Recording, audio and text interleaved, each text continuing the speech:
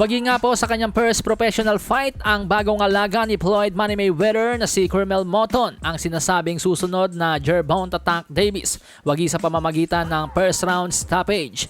Sa press conference nga po natanong si Cormel Moton sa kanyang opinyon sa naging opinyon sa kanya ni former 2 Division World Champion Shakur Stevenson, kung saan sinabi nga daw po ni Shakur Stevenson na naaalala ni Shakur si Naoya Inoue kapag pinapanood si Cormel Moton.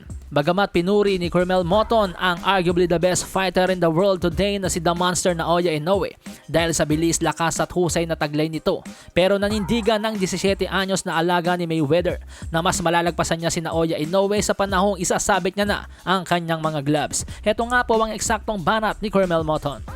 Shakur Stevenson yesterday, he had very high praise for you. And when he was asked who you remind him of, he said Naoya Inoue. With the comparison, I mean, Inoue is a solid fighter. He has skills. He's fast, strong.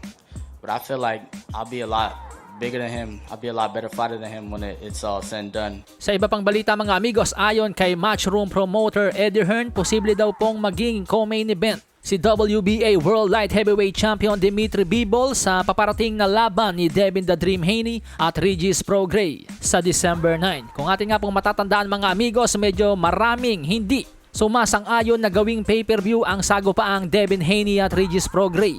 Kaya naman for me, it's a smart move para sa Matchroom na ilagay o isama si Dimitri Bivol sa boxing event na yan upang mas makahatak pa at hindi naman argabyado yung mga bibili ng pay-per-view. Sa ngayon, hindi pa po tukoy kung sino ang makakasagupa o posible makasagupa nitong si Dimitri Bivol. Dahil pati nga po si Eddie Hearn nahihirapan nga pong hanapan ng kalaban dahil walang lumalaban kay Dimitri Bivol. Palasahin ang baraha, patunayan mo sa akin ha.